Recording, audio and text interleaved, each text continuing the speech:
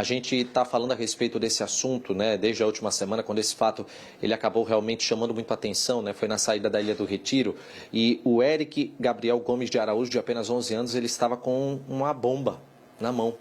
Bomba essa que ele disse ser encontrado próximo a uma quadra, que faz parte de todo o complexo esportivo do esporte, lá de dentro da sede rubro-negra que fica no bairro da Ilha do Retiro.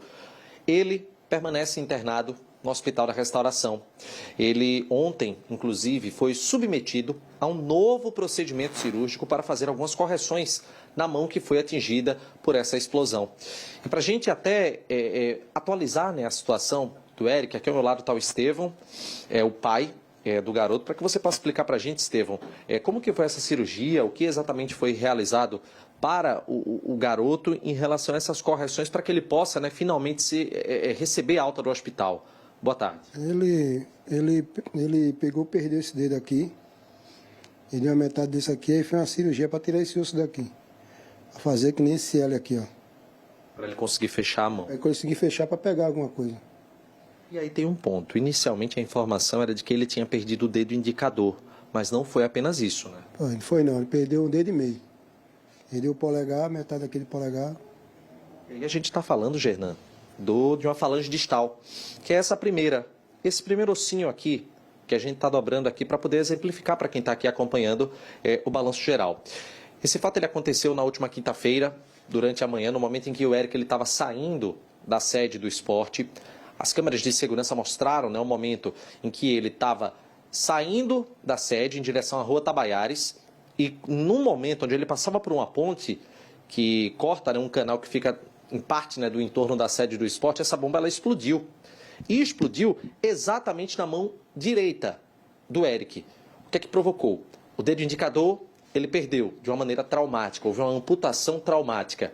Além disso, essa falange distal, que é exatamente esse primeiro ossinho aqui do dedo, também perdeu. Não foi apenas um dedo, então foi além esse prejuízo com o garoto. E claro, a gente está falando de um dano físico, mas também tem um dano psicológico, todo o trauma que ele passou.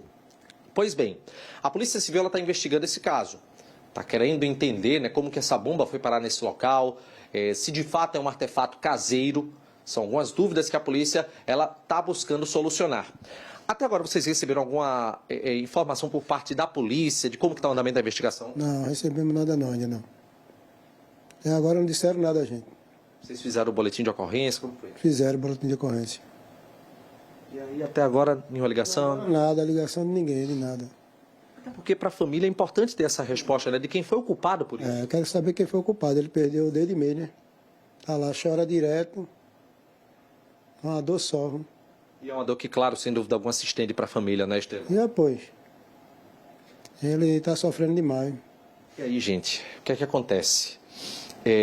Logo após esse fato, o esporte ele se pronunciou através de nota, lamentando, claro, toda essa situação, informando que estava prestando todo o apoio necessário para a família do Eric e que tinha também se colocado à disposição das autoridades para a elucidação do fato, que foi registrado um boletim de ocorrência para agilizar, né, esse trabalho de investigação. No entanto, a denúncia que está sendo passada aqui pelos pais do Eric é de que, por parte do esporte, nada. Nada, só nada. E agora não saiu nada. Desde o fato que foi na quinta-feira até hoje, quarta-feira, vocês receberam quantas ligações, algum outro tipo de apoio, alguma ajuda financeira, algum custo de transporte? Nada. Eu que estou arrumando emprestado. Arrumo dinheiro emprestado com um com o outro para depois pagar. E você depende do seu dia de trabalho para poder colocar dinheiro em casa. Não está tendo como trabalhar? Estou não, trabalhando não. Só eu ganho com o meu trabalho. Sou diarista. E sem essa ajuda, não tem condição? Sem ajuda não tem condição de nada.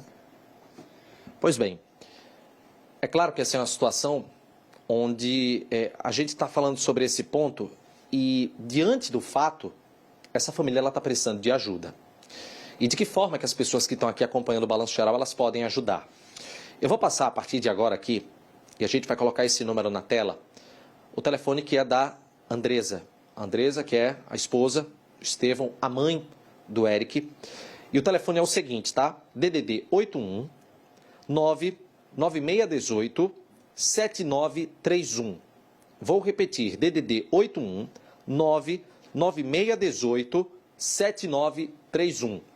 Esse é o telefone para quem quiser ligar, para quem quiser entender de que maneira que pode ser feita uma doação, porque a gente está falando de uma família muito humilde, que vive em uma situação de vulnerabilidade e que está precisando dessa ajuda porque, obviamente, ninguém tem culpa do que aconteceu, eles não têm culpa do que ocorreu. Até porque o Eric é aluno da Escolinha de Futebol do Esporte, onde ele conseguiu ter acesso a essas aulas através de um projeto social e que, infelizmente, na saída ele acabou sendo vítima dessa explosão. E aí cada coisa fica em uma parte. Primeiro, é preciso descobrir quem foi que fez, quem deixou essa bomba nesse local, se é uma bomba caseira, se não é. E também, é claro, a responsabilidade do clube em relação ao custeio, né, do que está acontecendo com essa criança.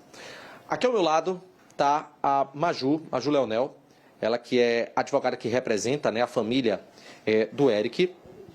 E você estava conversando comigo, né, antes da gente fazer essa entrada ao vivo, informando que foram feitos vários contatos com o Departamento Jurídico do Esporte.